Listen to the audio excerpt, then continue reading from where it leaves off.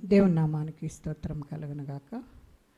Elohim TV ప్రేక్షకులందరికీ నా హృదయపూర్వక వందనాలు చెల్లించుకుంటున్నాను. ఈరోజు వాక్య భాగంగా మార్కు సువార్త 11వ అధ్యాయము 12వ వచనాన్ని జ్ఞాపకం చేసుకున్నాం. మరునాడు వారు బేతనీ నుండి వెళ్ళుచుండగా ఆయన ఆకలిగొని ఆకులు గల ఒక అంజూరపు చెట్టును దూరము నుండి చూచి దాని మీద ఏమైనానో దొరుకునేమో అని వచ్చెను. దాని యొద్దకు వచ్చి చూడగా ఆకులు తప్ప మరేమియో కనబడలేదు.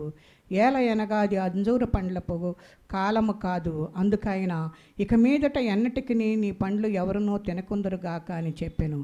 ఇది ఆయన శిష్యులు వినిరి. చిన్న ప్రార్థన చేసుకుందాం. పరిశుద్ధుడా, ప్రేమ కలిగిన తండ్రి, నీకు వందనాలు నాయన. ఈ వాక్య భాగము మీదయ్యన్నది వివరించుటకు కావలసిన జ్ఞానమునిచ్చిన ఆయన వినుచున్న బిడ్డల హృదయంలో ఫలించినట్లు సహాయం చేయండి. చూచుచున్న ప్రతి కుటుంబాన్ని మీరు దీవించి ఆశీర్వదించండి అయ్యా. అయ్యా, ఏ రీతిగా వివరించాలో కావలసిన జ్ఞానమును నాయన మాకు దయచేయండి అయ్యా. నీ కృపతో నా తండ్రి మీ సిలువు చాటున నన్ను మరుగుపరుచుకుని నా నోటికి బోరుగా ఉండి ఏ మాటలు సమయోచితంగా మాట్లాడుటకు నాయన మీరు సహాయం చేసి నాయన నీ నామానికే మహిమ ఘనత ప్రభావములు పొందుకోమని యేసు పరిశుద్ధ నామమును అడిగి వేడుకుంటున్నాం తండ్రి, ఆమేన్. ఈ దిన వాక్య భాగంగా మార్కు సువార్త 11వ అధ్యాయము 12వ వచనాన్ని మనం చదువుకొని ఉన్నాం. కనుక దేవుడు ఎందుకు అలాగ చేశాడు అనేది మనం ఒకసారి జ్ఞాపకం చేసుకుంటే, ఆయన ప్రేమస్వరూపి, సర్వంతర్యామి, వాక్యస్వరూపి, రూపము లేదు, ఒక నిర్ణీత స్థలంలో ఉండే వ్యక్తి కాదు. ఆత్మస్వరూపి అంటే వెలుగుని వెలుగును పిడికిలిలో పట్టుకుని, మరి ఆత్మస్వరూపి అంటే వెలుగుని పిడికిలో పట్టుకున్నట్లుగా మనం చూస్తూ ఉన్నాం. కనుక ఆత్మను అనుభవిస్తేనే మనకు మరి ఆ వెలుగు అనేది ఏంటో మనకు తెలుస్తుంది. ఆత్మను అనుభవించుటకు ఈ శరీరం పనికిరాదు, కానీ శరీరము భక్తిని ఆచరిస్తే ఆచార సంబంధమైనది అవుతుంది.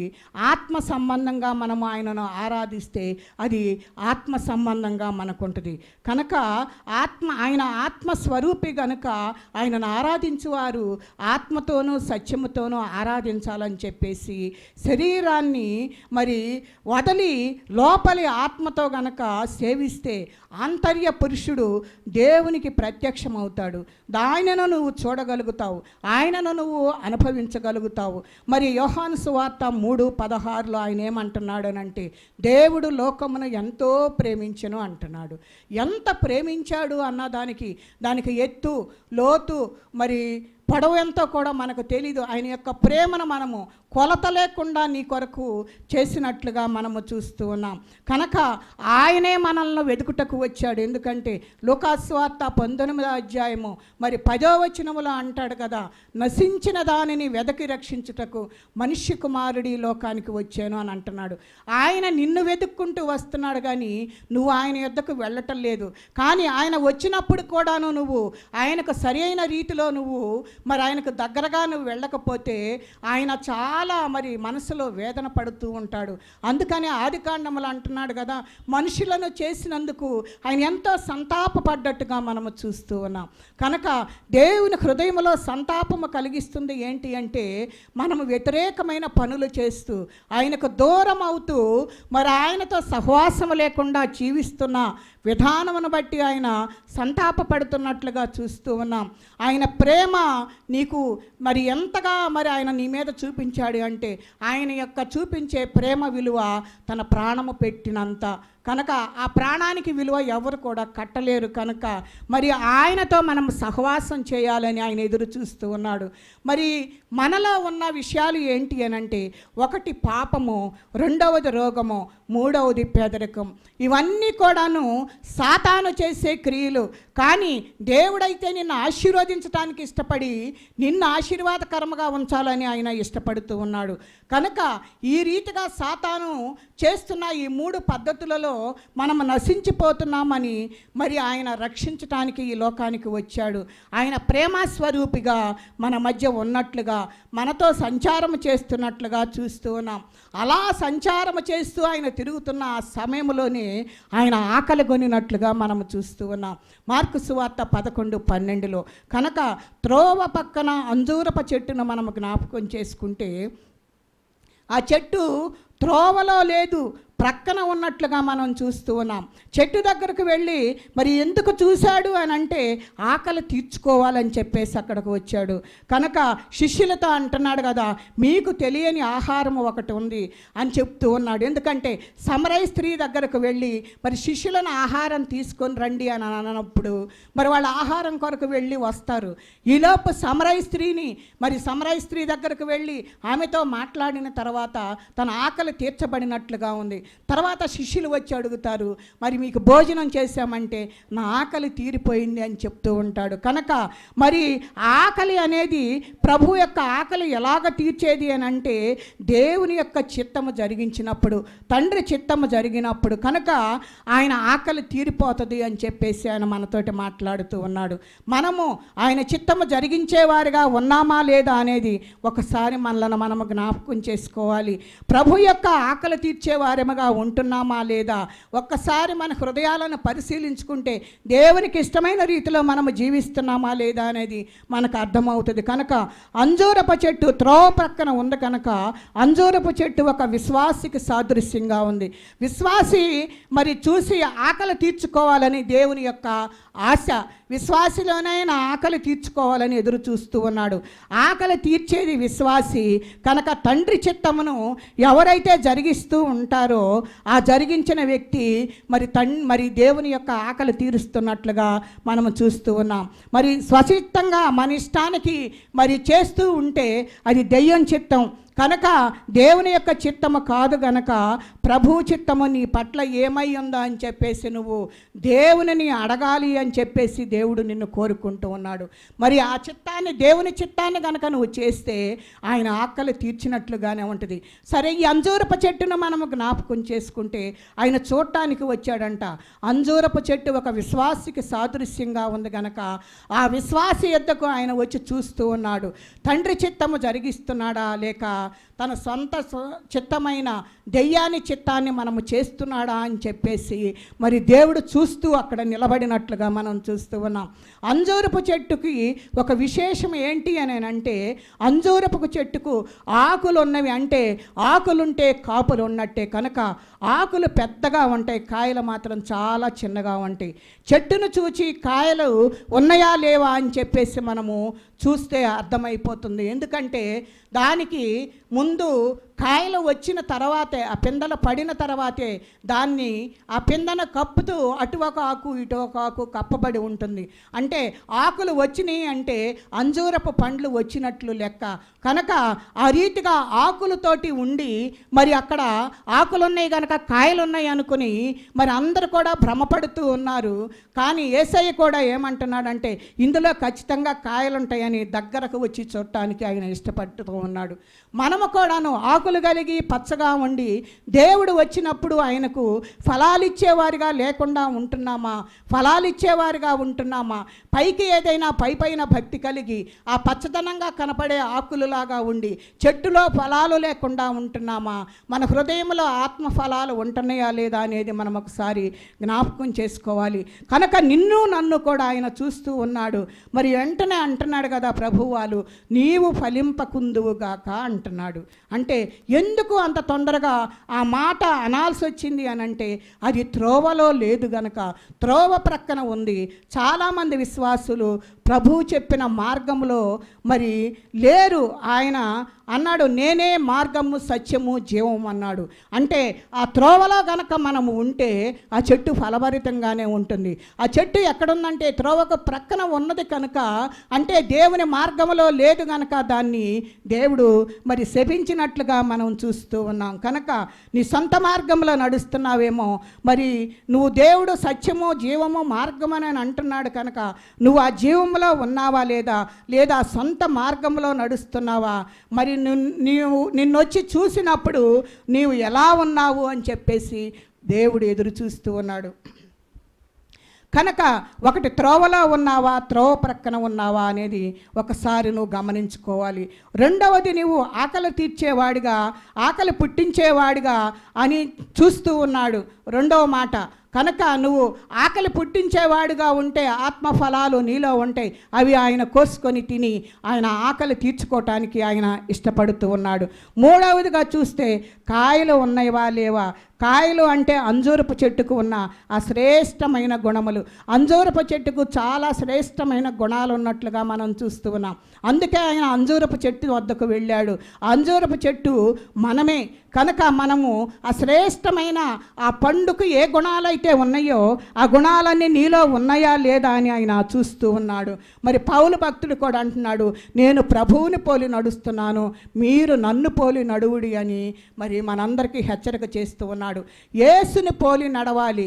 అందుకే అంజూరపు చెట్టు అనే విశ్వాసి దేవుని దగ్గరకు, అంజూరపు చెట్టు లాంటి మరి విశ్వాసి అయిన మనకు దేవుని నామానికి స్తోత్రం. అంజూరపు చెట్టు అనే విశ్వాసిని దేవుడు దగ్గరగా వచ్చి చూడటానికి ఆయన ఇష్టపడుతూ ఉన్నాడు. ఒకటి త్రోవ ప్రక్కన ఉంది, ఆకలి తీర్చేదిగా లేదు, ఫలములు లేవు, అందుకని నువ్వు ఫలింపకుందువుగాక అని చెప్పినట్లుగా మనం చూస్తూ ఉన్నాం. నిన్ను చూసి ఏమనాలి? ఫలింపకుందువుగాక అనాలా, లేక వచ్చి త్రోవలో ఉన్నావు, నీలో ఫలములు ఉన్నాయి, నేను భుజించి నా ఆకలి తీర్చుకుంటానని చెప్పే స్థితిలో నువ్వు ఉన్నావా? ఇది మనము జ్ఞాపకం చేసుకోవాలి. దేవునికి ఇష్టమైన రీతిలో మనము జీవిస్తే అలాంటి పరిస్థితి మనకు ఉంటుంది. కనుక దేవుడు నువ్వు ఫలించదువుగాక అని ఆశీర్వదిస్తాడు. నువ్వు త్రోవకు ప్రక్కగా ఉండి ఆయన మార్గంలో లేనప్పుడు ఆయన ఏమంటాడంటే నువ్వు ఫలింపకుందువుగాక అంటాడు. మనం ఏ స్థితిలో ఉండాలి? దేవుని చేత ఆశీర్వదించబడేవారిగా ఉండాలి. కానీ దేవునికి మరి మార్గంలో లేకుండా మరి మనం ఆ స్థితిలో జీవిస్తూ ఉన్నామంటే దేవుడు మరి ఆశీర్వాదముల నుండి మనకు ప్రక్కకు నెట్టివేస్తున్నట్లుగా మనం చూస్తూ ఉన్నాం. మరి ఆగమంలో నువ్వు ఫలించాలి అంటే ప్రభువు నన్ను ఆ మాట అనకుండా ఉండాలి అని మనము చూసుకోవాలి. కనుక మనము మారాలి, ఆయనను మహింపరిచేవారిగా ఉండాలి. అలాగ నేను చెట్టు ఎండిపోయినది కనుక ఆ రీతిగా లేదు కనుక ఆ చెట్టు ఎండిపోయినట్లుగా మనము చూస్తూ ఉన్నాం. కనుక చెట్టు ఎండాలి అంటే క్రింద ఏర్లు చనిపోతేనే పైన కొమ్మలు ఎండిపోతాయి. మరి క్రింద వేర్లు చచ్చినా కొంతకాలం పచ్చగానే ఉంటుంది ఆ చెట్టు. మరి మరుసటి రోజు వచ్చేసరికే మరి ఆ చెట్టు ఎండిపోయింది అని అంటే దాని యొక్క ఉద్దేశం ఏంటి అంటే మనము చాలామంది ఎండిపోయిన చెట్టులాగా ఉన్నట్లుగా మనము చూస్తూ ఉన్నాం. కనుక మనందరము కూడా ఈ లోకంలో ఎండిపోయిన చెట్లులాగానే ఉన్నాం. ఫలింపలేని స్థితి అంటే దేవుని చిత్తమును జరిగించలేని స్థితి. ప్రభువు ఆకలిని తీర్చలేరు అంటే ఆయన ఆలోచనల ప్రకారముగా ఆయన శ్రేష్టమైన గుణగణములు కలిగిన వారిగా మరి మనము లేము అన్నట్లుగా మనం చూస్తూ ఉన్నాం. ఆయన గుణలక్షణాలు కనుక లేకపోతే నువ్వు శపింపబడిన వాడివే అని మనం అర్థం చేసుకోవాలి. నువ్వు ఎండిపోయిన దానివని అర్థం చేసుకోవాలి. క్రీస్తు జీవము నీలో లేదు అని అర్థం చేసుకోవాలి. యేసుక్రీస్తు జీవం ఉంటే మరి మనం ఏమవుతామో తెలుసా? మరి నా యందు విశ్వాసం ఉంచువాడు నిత్య జీవము కలవాడు అని అంటున్నాడు. చనిపోయినా కూడా మరలా వాడు బ్రతుకుతాడు అన్నాడు.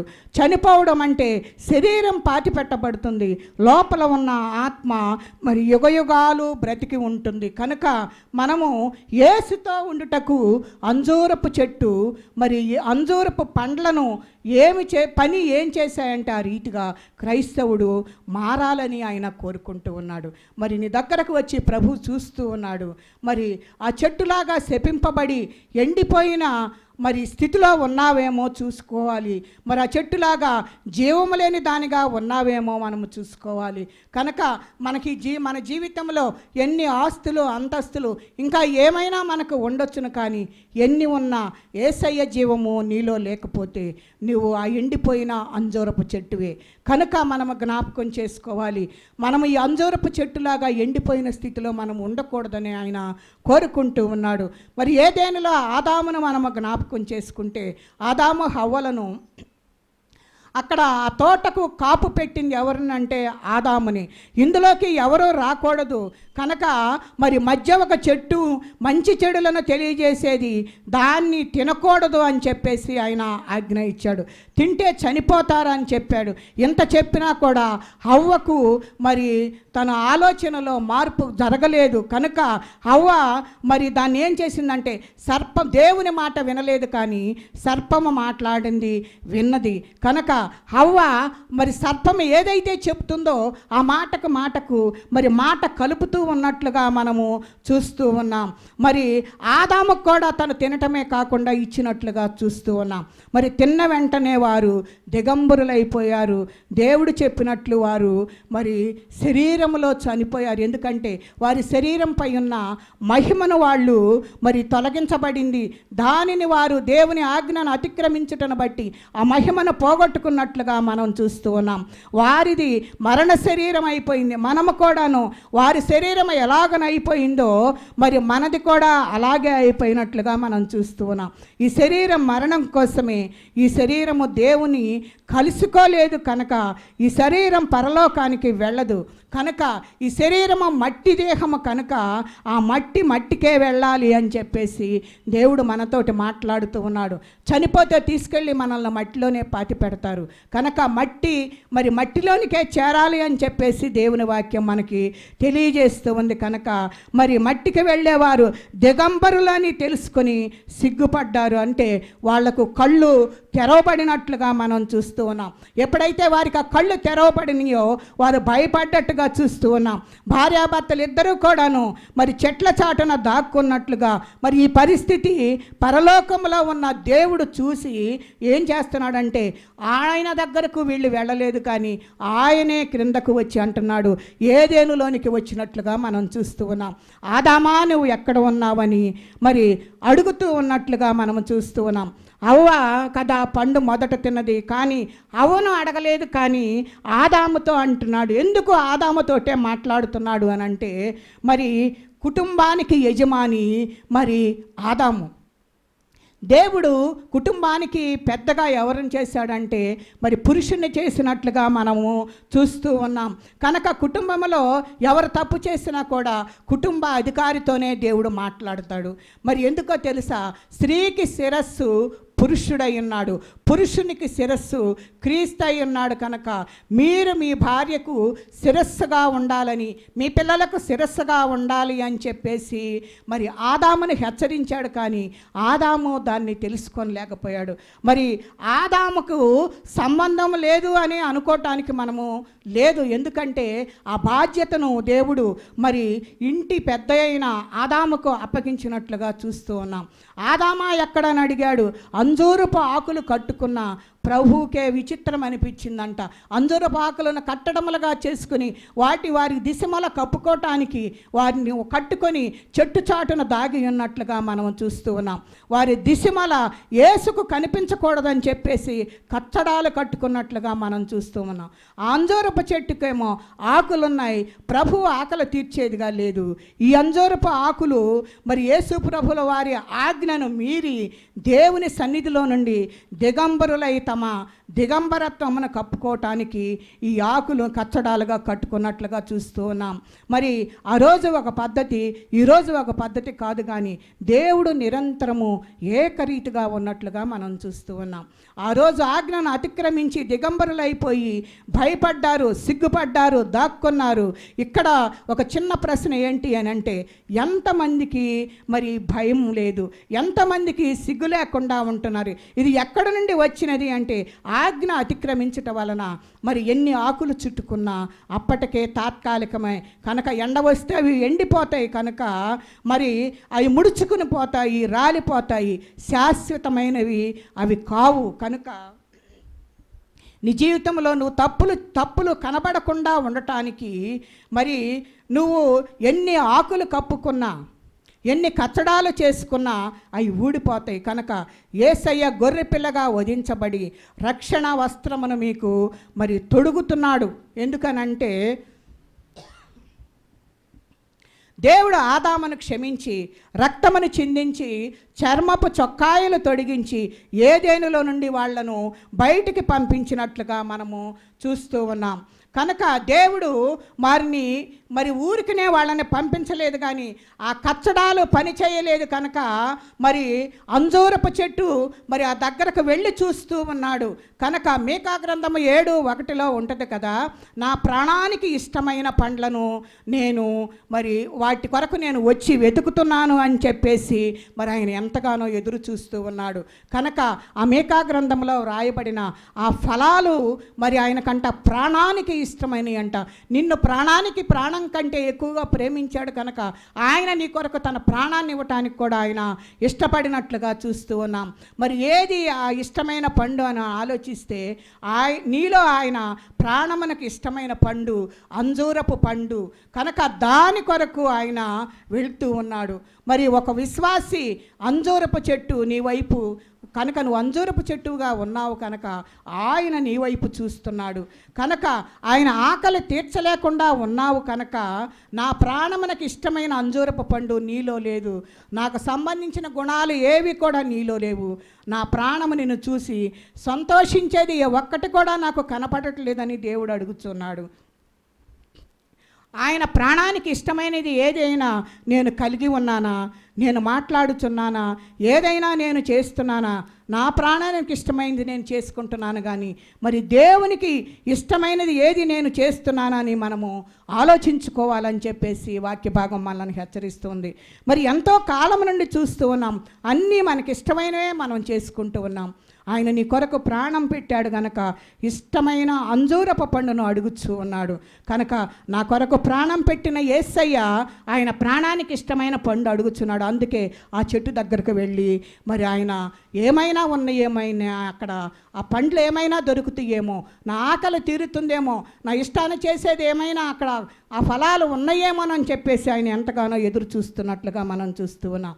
రెండవదిగా మనం జ్ఞాపకం చేసుకుంటే న్యాయాధిపతుల గ్రంథం 9, 10, 11లో మనం చూస్తే మా మీదుగా రాజుగా ఉండమని రాజరికము ఎంత గొప్పదో కదా, రాజు క్రింద ప్రజలు ఉంటారు, రాజు అందరికంటే ఎత్తైన స్థలంలో కూర్చుంటాడు. కనుక రాజుగా ఉండమని పిలుచుటకు వచ్చిన చెట్లు ఏవో మనం జ్ఞాపకం చేసుకుంటే ముండ్ల చెట్లు, గచ్చ పొదలు, మరి అక్కడ వేప చెట్లు ఇవన్నీ వచ్చి కూడా అంటున్నాయి కదా, మీరు మాకు రాజుగా ఉండి మమ్మల్ని ఏలండి అని చెప్పేసి మరి ఆ పనికి రానివి వచ్చి మా మీద రాజుగా ఉండమని కోరుకుంటున్నాయి. కనుక అంజూరపు చెట్టు నువ్వు రాజుగా మాకు మరి అవసరము, నువ్వు రా అని అంటుంటే నాకంటే పైన ఒక రాజు ఉన్నాడు, ఆయన రాజులకు రాజు, ప్రభువులకు ప్రభు, వైద్యులకు పరమ వైద్యుడు, జీవులకు అంతిమ న్యాయాధిపతి. కనుక భూపతులకు అధిపతి ఎవరు ఆయన అంటే ప్రభు అయిన యేసుక్రీస్తు వారు. ఆయన నాకు రాజు అయి ఉండగా నాకు రాజరికం ఎందుకు అని చెప్పేసి మరి ఆ చెట్లు మరి వాళ్లకు వ్యతిరేకంగా సమాధానం చెబుతున్నాయి. మరి ఎంతకాలం ఈ చెట్లపై రాజుగా ఉంటాం? ఆయన మన మనుషులకు రాజు, చెట్లకు కాదు. ఈ పనికిరాని చెట్లు ఎవరో తెలుసా అంటే సంఘములో మనము ముళ్ళలాంటి వారముగా ఎవరైతే ఉంటున్నామో, ఎవరైతే మరి గచ్చ పొదలముగా ఉంటున్నామో వాళ్ళందరూ కూడాను మరి ముళ్ళ పొదల లాంటి వారుగా, పనికిరాని చెట్లులాగా, యేసయ్యకు మరి యేసు రాజుగా ఉండటానికి వీలు లేని వారిగా ఉంటున్నట్లుగా మనము చూస్తూ ఉన్నాం. మరి మనం ఏ చెట్టో మరి మనము తెలుసుకోవాలి. మనము ముండ్ల పొదల్లాగా ఉన్నామా, మరి అంజూరపు చెట్టు, ఒలీవ చెట్లలాగా ఉన్నామా మనము జ్ఞాపకం చేసుకోవాలి. కనుక అంటుంది కదా, ఆయన మరి అంజూరపు చెట్టు, ఆయన యొక్క మాధుర్యమును మరి ఆయనకు కావలసినది అంజూరపు చెట్టు కనుక ఆ అంజూరపు చెట్టు చాలా మధురంగా ఉంటాయి ఆ పండ్లు. ఆ పండ్లను ఆయన ఏరుకోవటానికి అంటే తీసుకోవటానికి వచ్చాడు కనుక అవి ఇచ్చే పరిస్థితుల్లో మనం ఉండాలి. కానీ పిచ్చి మొక్కల్లాగా మనం ఉండకూడదని ఆయన ఆ చెట్టు యొక్క వచ్చే ఫలాలు, ఆ మాధుర్యమును మనం ఇవ్వకుండా అటు ఇటు ఊగుదున, ఇటు అటు తిరిగే స్వభావము మనం కలిగి ఉండకూడదని చెప్పేసి మరి ఆ చెట్టు అంజూరపు చెట్టు దగ్గరకు వచ్చినప్పుడు ఆ ముళ్ళ పొదలకు, గచ్చ పొదలకు చెబుతున్న మరి ఆ సందర్భం. కనుక వాళ్ళు చెప్పిన సమాధానం ఏంటి అని అంటే, నేను రాజులకు రాజు ప్రభువులకు ప్రభువు, మరి ఆయనకు నా మాధుర్యాన్ని నేను ఇవ్వకుండా మీపై నేను రాజుగా ఉండటానికి నాకు ఇష్టం లేదు అని చెప్పేసి తిరుగుతుంది. కనుక చెప్తూ ఉంది, కనుక ఇటు అటు తిరిగేదానికి లాగా ఉండకూడదు అంటున్నాడు. ఇటు అటు తిరిగే స్వభావం ఎవరికి ఉంటుందంటే, యోబు గ్రంథంలో సాతానుని మనం జ్ఞాపకం చేసుకుంటే సాతానుని అడుగుతూ ఉన్నాడు దేవుడు, నువ్వు ఎక్కడ నుండి వచ్చావంటే మరి అంటున్నాడు కదా, నేను భూమి మీద అటు ఇటు తిరుగుతూ వచ్చాను. మరి ఇది అటు ఇటు తిరిగే స్వభావము యేసుది కాదు, సాతానుది. కనుక నాకు రాజుగా అక్కరలేదు, నాకు మాధుర్యాన్ని నేను యేసు ప్రభుల వారికే ఇస్తాను. యేసుక్రీస్తును నువ్వు అంగీకరించాలి, ఆయనే నీకు రాజు అయి ఉండాలి. మరి మనుష్యులు కాదు నీకు భద్రత, ఆయనే నీకు దూతలతో భద్రతను ఇస్తాడు. ఎందుకంటే నువ్వు మరి ఆయన దూతలుగా తోడుగా ఉంచి నీకు భద్రత ఇస్తాడు అని చెప్పేసి మరి అక్కడ మనతోటి మాట్లాడుతూ ఉన్నాడు. కనుక నన్ను పరిచారకునిగా చెయ్యి అని చెప్పేసి మనము మరి దేవుని సన్నిధిలో పరిచారకులముగా మనము ఉండాలి అని చెప్పేసి దేవుని వాక్యము మనల్ని హెచ్చరిస్తూ ఉంది. మరి మనము ఫలించే అంజూరపు చెట్టులాగా ఉన్నామా, మరి ఏ స్థితిలో మనం ఉన్నామో ఒకసారి మనము జ్ఞాపకం చేసుకోవాలి. ఫలాలు లేని అంజూరంలాగా మనం ఉంటే, శపించబడిన రీతిలో ఉండి మరి చనిపోయిన స్థితిలో, జీవము లేని స్థితిలో మనం ఉంటాం. కనుక మనము జీవము కలిగి జీవించాలి అని అంటే యేసయ్యతో మనము అంటుకట్టబడి ఉండాలి. అలాంటి పరిస్థితుల్లో మనము లేకపోతే, ఆ జీవము మనలో లేకపోతే మనము కూడా ఎండిపోయిన అంజూరములాగా ఉంటాం. దానిలో ఉన్న ఫలములు మనము దేవునికి ఇవ్వలేని వారిగా ఉంటాము. కనుక మనందరము కూడా చేయాల్సిన పని ఏంటి అని అంటే, ఆ జీవము కలిగిన యేసయ్య దగ్గరకు మనము వచ్చి ఆయన మార్గంలో మనము నడుచుకుంటూ ఆ స్థితిలోనికి ఆ మార్గంలోనికి మనం ఉంటే ఆయన నీకు జీవాన్ని ఇచ్చి నిన్ను బ్రతికిస్తాడు. ఆ చనిపోయిన స్థితిలో నుండి నిన్ను బయటకు తీసుకుని వస్తాడు. కనుక నువ్వు అటువంటి స్థితిలోనికి గనక రాగలిగితే, ఇప్పుడే యేసయ్య నిన్ను అంగీకరించడానికి ఇష్టపడుతూ ఉన్నాడు. కనుక నువ్వున్న చచ్చిన స్థితి నుంచి నువ్వు లేవనెత్తుకోవాలంటే అది నీ హృదయంలో నీవే నిశ్చయించుకున్నట్లయితే నువ్వు ఆ మార్గంలోనికి రాగలవు. మార్గము ప్రక్కన ఉండకుండా ఆయన మార్గంలోనికి నువ్వు రాగలవు. కనుక నువ్వు ఒక నిర్ణయం తీసుకుని దేవుని మార్గంలోనికి వచ్చినట్లయితే నువ్వు ఫలించే అంజూరపు చెట్టు వలె ఉండి నీ మాధుర్యమంతయు ఆయనకి ఇయటానికి ఇష్టపడతావు. కనుక మనందరము కూడా ఆయన మార్గంలో నడిచి, ఆ మార్గంలో ఉన్న ఆ యేసయ్య యొక్క మాధుర్యాన్ని మనం అనుభవిస్తూ, ఇతరులకు అనుభవాన్ని ఇస్తూ మనందరము కూడాను ఆయనతో సాగిపోదాం. అట్టి కృపా పరిశుద్ధాత్మ దేవుడు మనకు తోడయుండి నడిపించునుగాక. దేవుడి కొద్ది మాటలు మన వినికిడిలో దీవించి ఆశీర్వదించునుగాక. చిన్న ప్రార్థన చేసుకుందాం. పరిశుద్ధుడా, ప్రేమ కలిగిన తండ్రి, నీకు వందనాలు. ఇప్పటి వరకు నీ కృపతో నాయన మీరు మాట్లాడిన ప్రతి మాట కొరకై నీకు వందనాలు. ఆ వాక్యము మా హృదయంలో ఫలించినట్లు, ఆ జీవము మా హృదయంలోనికి వెళ్ళినట్లు మీరు సహాయం చేయి. చూచుచున్న ప్రతి బిడ్డను మీరు నాయన కదిలించండి, మాట్లాడండి. వారి హృదయములను ప్రభా మీరు తెరవండి, వారి కన్నులను మీరు తెరవండి నాయన.